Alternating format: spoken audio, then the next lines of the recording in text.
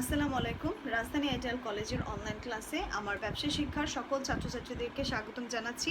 আজকে আমি তোমাদের অনলাইন ক্লাসে আরেকটি ক্লাসে চলে আসলাম। আজকে আমি যে বিষয়টি নিয়ে আলোচনা করব সেটা হচ্ছে আমাদের স্বল্পমেয়াদী অধ্যায় পঞ্চমের স্বল্পমেয়াদী অর্থায়নের কাম্য ঋণ নীতি কীভাবে নির্ণয় করতে হয়।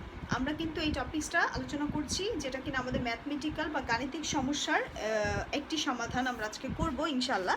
তো আর তার আগে একটু বলে নিই, আমরা কিন্তু ধাপে ধাপে অনেকগুলো গাণিতিক সমস্যা এই অধ্যায় থেকে সলভ করে ফেলেছি, এটাই হচ্ছে লাস্ট।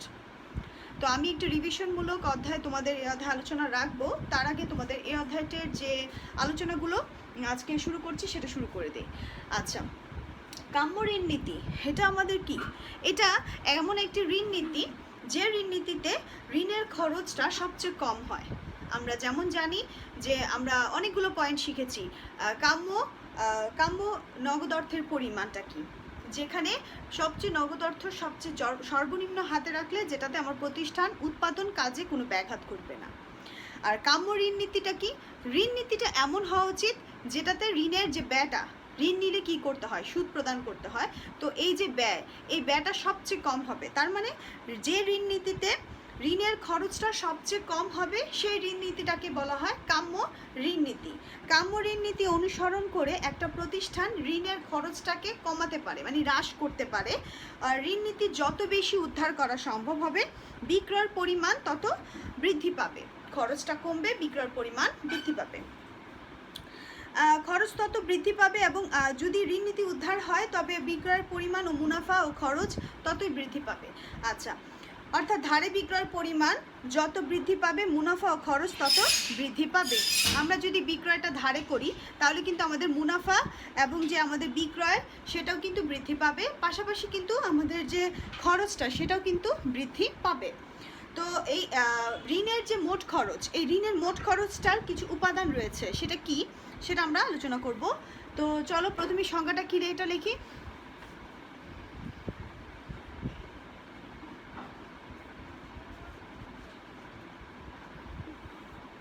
কাম্য ঋণ নীতি হচ্ছে, আমি আবার বললাম, যে ঋণের নীতিতে ঋণের খরচটা সবচেয়ে কি হবে, কম হবে। তাহলে যে ঋণ নীতিতে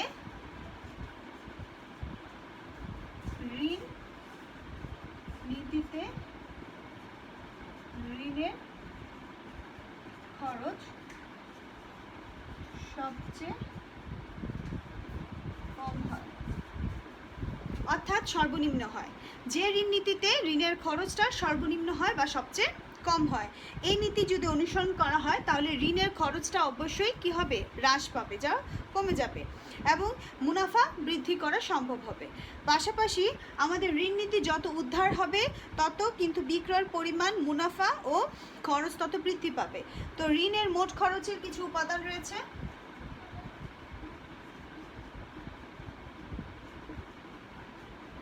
এই যে ঋণটা করছি সেটা সংগঠিত হওয়ার পিছনে যে মোট খরচের উপাদান সমূহ, ঋণের যে মোট খরচ, সেই মোট খরচের উপাদানগুলোর একটা হচ্ছে উৎপাদন ও বিক্রয় খরচ।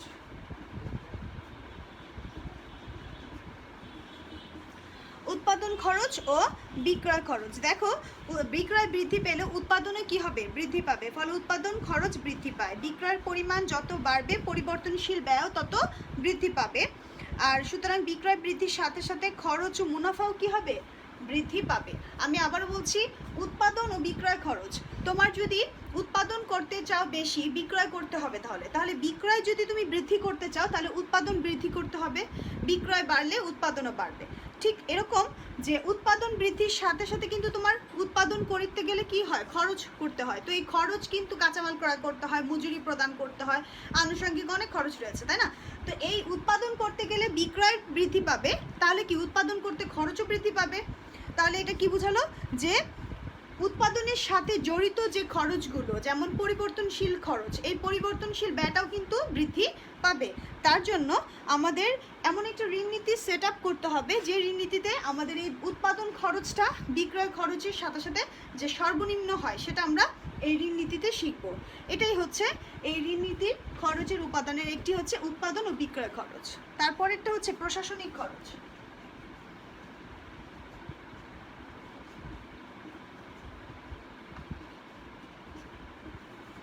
দেখো প্রশাসনিক খরচটা কি? প্রশাসনিক খরচ হচ্ছে ঋণ নীতি যত উদ্ধার হবে বিক্রয় তত বৃদ্ধি পাবে, ফলে ঋণের তদন্ত প্রশাসনিক খরচে কি হবে? বৃদ্ধি পেয়ে যাবে। কিভাবে বৃদ্ধি পাবে? দেখো তুমি যদি বিক্রয়ের পরিমাণ বাড়িয়ে দাও, উৎপাদন তোমাকে করতে হবে বৃদ্ধি, আর উৎপাদন বৃদ্ধি করলেই বিক্রয় বাড়বে। পাশাপাশি তোমার উৎপাদনের সাথে জড়িত যে পরিবর্তনশীল ব্যয় ওটা বৃদ্ধি পাবে। তাহলে প্রতিষ্ঠানের যে প্রশাসনিক খরচগুলো সেটাও কিন্তু বৃদ্ধি পাবে। যেমন প্রতিষ্ঠানের কাঁচামাল কিনতে হবে, প্রতিষ্ঠানের মজুরি, বেতন ভাতা, তারপর হচ্ছে অন্যান্য আনুষঙ্গিক খরচগুলো কিন্তু আমাদের বৃদ্ধি পাবে। তাহলে প্রশাসনিক খরচও কিন্তু পাশাপাশি কি হবে? এই ঋণ নীতির সাথে বৃদ্ধি পাবে। আমাদের আরেকটি খরচ রয়েছে অনাদায়ী খরচ।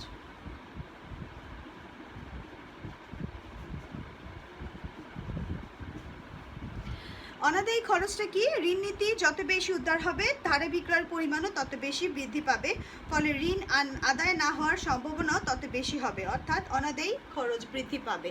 তুমি ঋণ নীতি উদ্ধার মানেই বলছি যে তোমার ঋণের পরিমাণটা বৃদ্ধি পাচ্ছে। ঋণের পরিমাণটা বৃদ্ধি পাচ্ছে কখন? যখন ধারে বিক্রয় করছো। ধারে বিক্রয়ের ফলে কি সৃষ্টি হয়? ধারে বিক্রয়ের ফলে আমাদের ধারে বিক্রয়ের ফলে যে আমাদের পাওনাদার সৃষ্টি হচ্ছে, সেই পাওনাদারদেরকে আমরা দেনাদার থেকে আমি কি করব?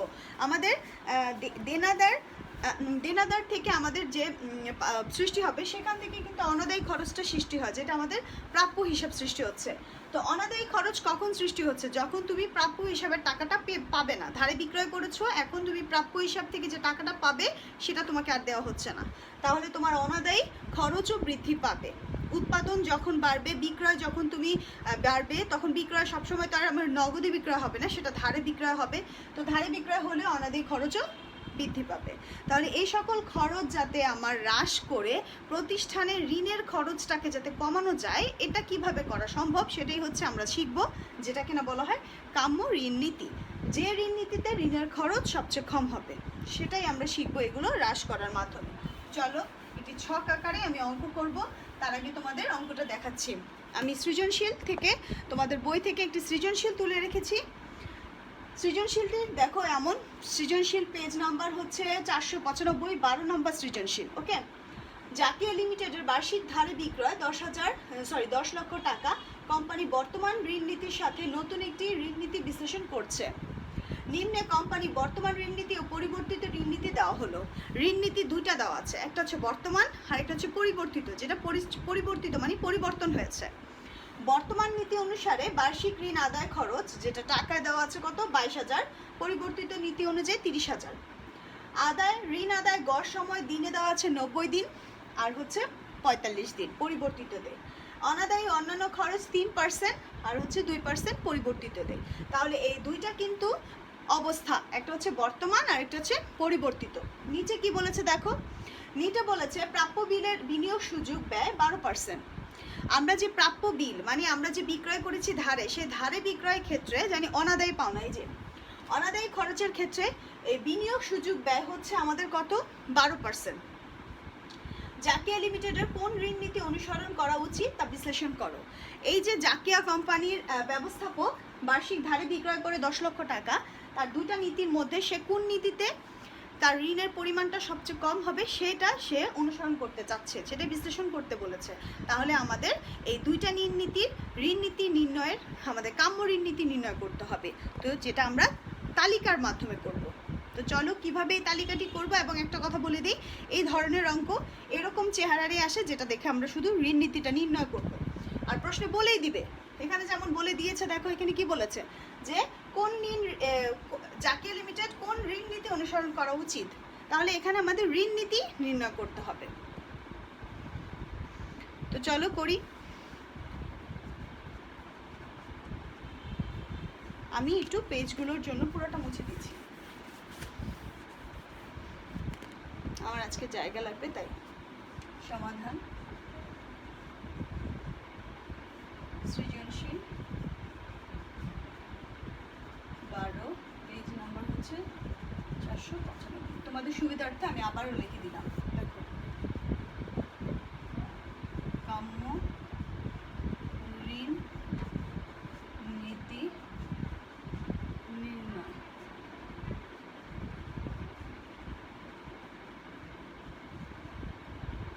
জাকিয়া লিমিটেডের কাম্য ঋণ নীতি নির্ণয় করা হলো।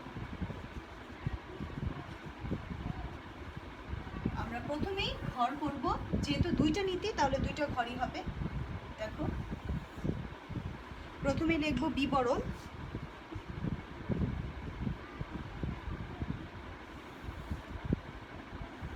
এই যে দুইটা ঘর, একটা হচ্ছে বর্তমান নীতি,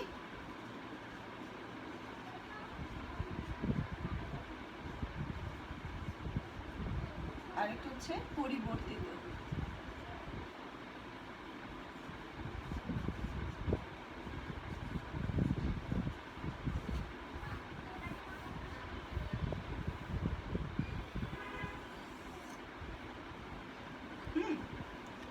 আমরা বর্তমান ও পরিবর্তিত দুইটা নীতি এখন করব। তো প্রথমে আমরা লিখব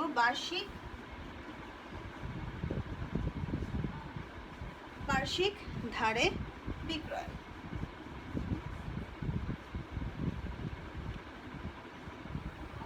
বার্ষিক ধারে বিক্রয়। এখন দেখো বার্ষিক ধারে বিক্রয় যেটা আমার টাকায় দেওয়া আছে, আমাদের প্রশ্নে কিন্তু সুন্দর করে বার্ষিক ধারে বিক্রয় বলে দিয়েছে কত, 10 লক্ষ টাকা। জাকিয়া লিমিটেড কত টাকা ধারে বিক্রয় করে, 10 লক্ষ টাকা। তাহলে আমাদের এই 10 লক্ষ টাকা প্রত্যেক নীতিতে যাবে।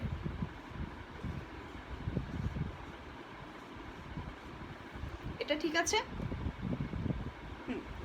এখন আমি বার্ষিক ধারে বিক্রয়ের সাথে আমাদের প্রশ্ন দেওয়া আছে ঋণ আদায়ে গড় খরচ। দেখো লিখি, বার্ষিক ঋণ আদায় খরচ, যেটা কিনা টাকায় দেওয়া, এটা আমাদের টাকায় দেওয়া। দেখো আমাদের বার্ষিক ঋণ আদায় খরচ প্রশ্ন দেওয়া আছে কত, বর্তমান নীতিতে 22,000 টাকা। তাহলে লিখি 22,000, এবং বর্তমান নীতিতে কত দেওয়া আছে, 30,000।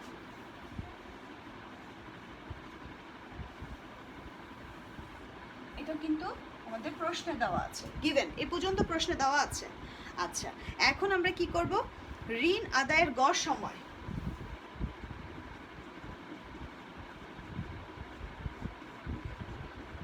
আদায়ের গড় সময় দিনে, এটাও কিন্তু আমাদের প্রশ্নে দেওয়া আছে। দেখো তোমরা দেখতে পাচ্ছ ঋণ আদায়ের গড় সময় দিনে দেওয়া আছে না, তাহলে এটা কত, বর্তমান নীতিতে 90 দিন, পরিবর্তিত নীতিতে 45 দিন,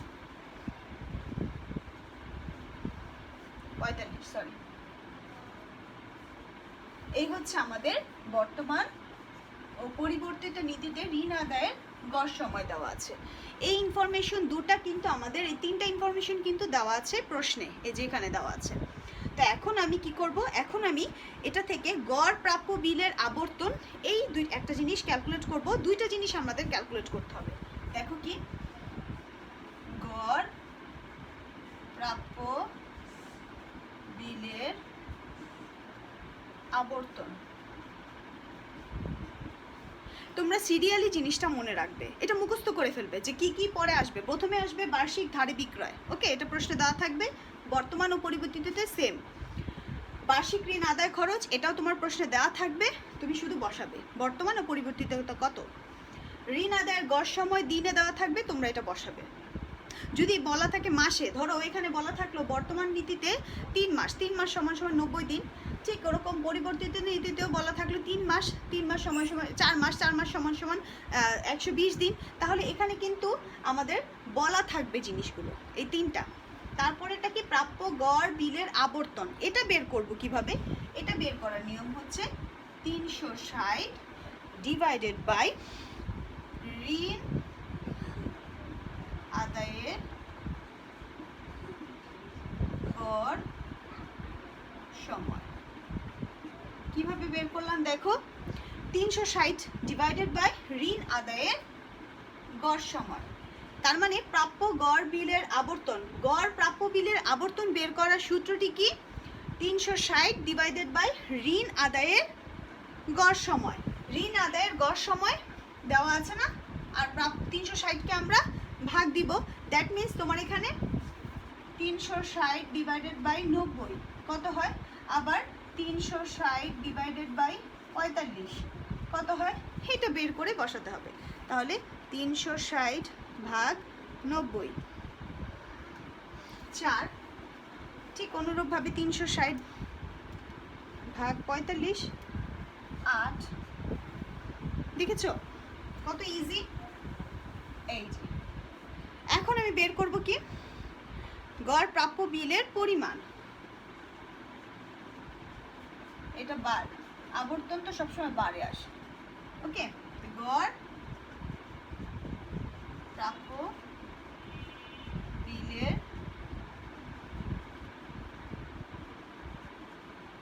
পরিমাণ। এখন আমরা বের করতে যাব হচ্ছে গড় প্রাপ্য বিলের পরিমাণ। এতক্ষণ বের করেছি গড় প্রাপ্য বিলের আবর্তন, আর এখন বের করব গড় প্রাপ্য বিলের পরিমাণ। এটা কিভাবে বের করব? এটা হচ্ছে গড় প্রাপ্য বিলের পরিমাণ বের করব হচ্ছে আমাদের যে মোট ধারে বিক্রয়, মোট ধারে বিক্রয় ডিভাইডেড বাই মোট ধারে বিক্রয় ডিভাইডেড বাই প্রাপ্য বিলের আবর্তন। প্রাপ্য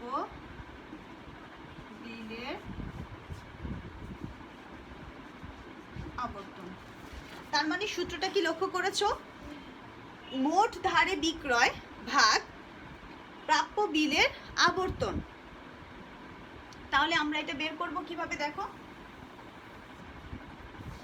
মোট ধারে বিক্রয় ডিভাইডেড বাই প্রাপ্য বিলের আবর্তন। মোট ধারে বিক্রয় কত? মোট ধারে বিক্রয় হচ্ছে বর্তমান নীতিতে 10 লক্ষ টাকা, পরিবর্তিত নীতিতেও কত? মোট ধারে বিক্রয় দেখো কত?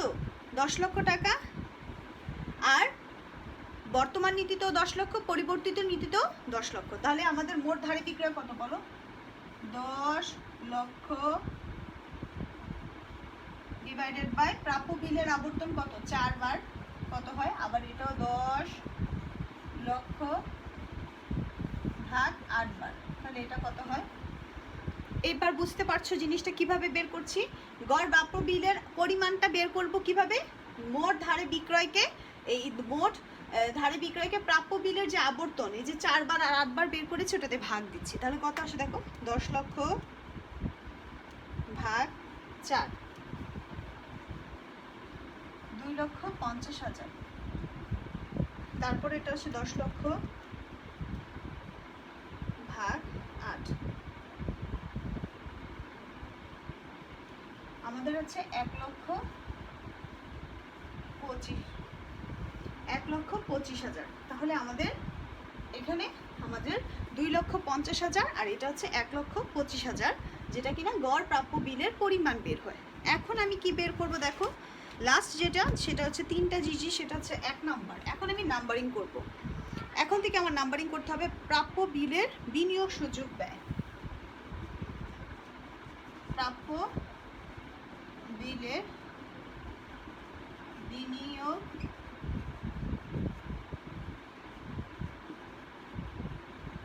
সুযোগ ব্যয়। আমাদের প্রাপ্য বিলের বিনিয়োগ সুযোগ ব্যয় দেখো প্রশ্নে কিন্তু বলে দিয়েছে প্রাপ্য বিলের বিনিয়োগ সুযোগ ব্যয় কত পার্সেন্ট? 12%। এই 12% আমি ধার্য করব যে টাকাটা, সে টাকাটা কিসের ওপর? দেখো, প্রাপ্য বিলের বিনিয়োগ সুযোগ ব্যয় আমরা ধার্য করব কত পার্সেন্ট? 12%। এটা কিসের ওপর এই 12%টা ধার্য করব? এই যে আমি গড় প্রাপ্য বিলের পরিমাণটা পেয়েছি না, এই গড় প্রাপ্য বিলের পরিমাণের উপর। তাহলে গড় প্রাপ্য বিলের উপর 12%। গড় প্রাপ্য বিলের উপর আমি 12% করব। দ্যাট মিনস তোমার কত আসবে আমি তোমাকে দেখাচ্ছি। এই যে 2,50,000 ইন্টু 12%, এটা কত আসে আমাকে বলবে। আবার 1,25,000 ইন্টু 12%, এটা আমার কত আসবে? তাহলে দেখি আমি করি। এটা আসবে 2 পয়েন্ট, এটা হচ্ছে 15,000, আর এটা আসে হচ্ছে 2,50,000 0.12, এটা আসে 30,000। তাহলে দেখো তোমাদের গড় প্রাপ্য বিলের পরিমাণটা আমরা কিন্তু পেয়ে গিয়েছি, তাই না? গড় প্রাপ্য বিলের পরিমাণটা কিভাবে পেয়েছি দেখো তোমরা, সুন্দর করে আমি কিন্তু বের করে দিয়েছি। প্রাপ্য বিলের পরিমাণ, প্রাপ্য বিলের বিনিয়োগ সুযোগ ব্যয়, এটা বের করব কিভাবে আমি দেখিয়ে দিয়েছি। গড় প্রাপ্য বিলের পরিমাণের ওপর, এই যে গড় প্রাপ্য বিলের পরিমাণের ওপর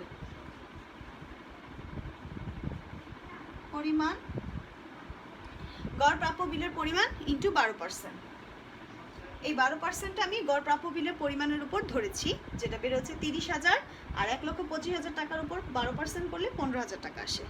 তাহলে এটা হচ্ছে আমাদের গড় প্রাপ্য বিলের পরিমাণ, যেটা কিনা প্রাপ্য বিলের বিনিয়োগ সুযোগ ব্যয় বের হলো। এখন আমি বের করব হচ্ছে বাৎসরিক ঋণ আদায় খরচ। 2 নম্বর হচ্ছে দেখো বার্ষিক ঋণ আদায় খরচ। দেখো বার্ষিক ঋণ আদায় খরচ কিন্তু আমাদের প্রশ্নে দেওয়া আছে। বার্ষিক ঋণ আদায় খরচ কত টাকা? 25,000।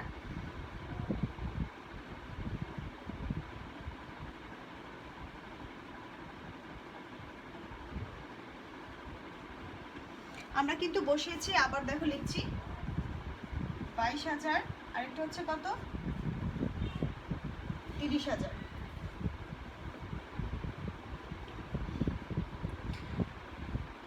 বার্ষিক ঋণ আদায় খরচ আমাদের কত? 22,000 আর 30,000, আমরা এটা লিখলাম। আচ্ছা, এখন আমি 3 নাম্বারটা কি লিখবো দেখো।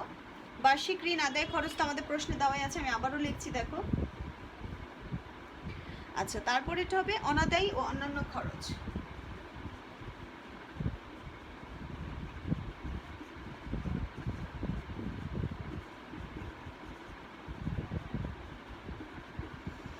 অনাদায়ী অন্যান্য খরচ, যেটা কিনা টাকায় দেওয়া, এটা কত? এটাও কিন্তু টাকায় দেওয়া থাকে। তো অনাদায়ী অন্যান্য খরচ, যেটা কিনা প্রশ্নে দেওয়া আছে কত দেখো। অনাদায়ী অন্যান্য খরচ কিন্তু আমাদের যে গড় প্রাপ্য বিলের পরিমাণ যেটা, সে টাকাটার উপরই আমরা ধরতে হবে। তার মানে এই যে গড় প্রাপ্য বিলের পরিমাণ কত ছিল? 2,50,000 টাকার উপর আমি অনাদায়ী অন্যান্য খরচ আমাদের দেওয়া আছে প্রশ্নে 3% বর্তমান নীতিতে, 2% হচ্ছে পরিবর্তিত নীতিতে। দেখো এই যে দেওয়া আছে, দেখো তোমরা দেখতে পাবে যে অনাদায়ী অন্যান্য খরচ 3% বর্তমান নীতিতে, আর পরিবর্তিত নীতিতে কত পার্সেন্ট? 2%। এই টাকাটা আমি কার উপর ধার্য করব? যেমনটি আমরা জানি অনাদায়ী অন্যান্য খরচ কিসের থেকে শুরু হয়? প্রাপ্য বিল থেকে। তাহলে এই যে প্রাপ্য বিলের পরিমাণ, যেটা কিনা 25,000 টাকা প্রথম বর্তমান নীতিতে, 2,50,000 টাকা, আর পরিবর্তিত হচ্ছে 1,25,000, এই টাকাটার উপর আমি অন্যান্য খরচ বা অনাদায়ী খরচটা ধার্য করব। তাহলে কত হবে দেখো, কত? এই যে 2,50,000 ইন্টু 3%, বর্তমান নীতিতে কত পার্সেন্ট দেখো? 3%। এটা 3%টা কত হয়? আর আমি এবার আবার এটা কত? এটা হচ্ছে 1,25,000 ইন্টু কত পার্সেন্ট? 2%। আশা করি বুঝতে পারছো একটা একটা করে। অনাদায়ী খরচটা সাধারণত প্রাপ্য হিসাব থেকে সৃষ্টি হয়, তাই না? যেই প্রাপ্য হিসাব আমি পাবো সেটা পাই না, সেটাকে বলা হয় অনাদায়ী। যে কুড়ি, আমরা অ্যাকাউন্টিংয়ে কিন্তু এটা শিখেছি, তাই না? তো অনাদায়ী প্রাপ্য হিসাবের ওপর, পরিমাণটার উপর, যেটা গড় প্রাপ্য বিলের পরিমাণ, সেই টাকাটার উপর বর্তমান নীতিতে 3% ধার্য করতে হবে। কত আসে দেখি? 2,50,000 ইন্টু 0.03, আচ্ছা আমার আসছে 7,500 টাকা। আর এটা কত আসে দেখি? 1,25,000 ইন্টু 0.02, আমার আসে 2,500 টাকা। দুইটাতে আমি প্রাপ্য বিলের পরিমাণটা পেয়ে গিয়েছি। এখন আমি যে লাস্ট কাজটি করব সেটা হচ্ছে আমাদের 4 নাম্বার বা আমরা যেটাকে বলি মোট খরচ, আমি 4 নাম্বার লিখবো না, লিখি ডাইরেক্ট মোট খরচ। মোট খরচ আমি বের করব 1 যোগ 2 যোগ 3। দ্যাট মিন্স তুমি মোট খরচটা বের করবে কিভাবে একটু দেখো। মোট খরচটা বের করার নিয়ম হচ্ছে আমাদের 1 নাম্বার, 2 নাম্বার এবং 3 নাম্বারের যে টাকাগুলো সে 3টা টাকা যোগ করে মোট খরচ বের করা।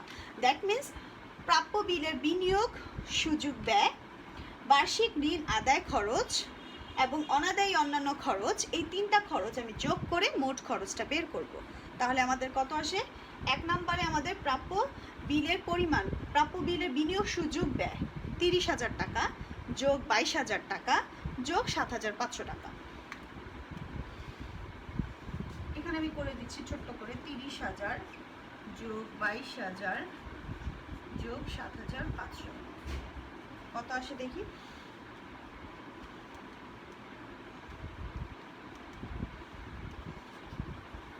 49,000, 59,500। এটা হচ্ছে আমাদের মোট খরচ বর্তমান নীতিতে। এখন দেখি পরিবর্তিত নীতিতে কত? 1 লক্ষ, এই যে 15,000, 30,000, 2500। 15,000, 30,000 যোগ 2500। দেখো আমি আবার একটু তুলে দিচ্ছি। 15,000 যোগ 30,000 যোগ 2500। এটা একটু ছোট্ট করে লিখেছি। এই যে 15,000, 30,000, 25,000, 1, 2, 3 যোগ করলে কত আসে দেখি? 15,000 যোগ 30,000 যোগ 2500 চলে আসে 47,500।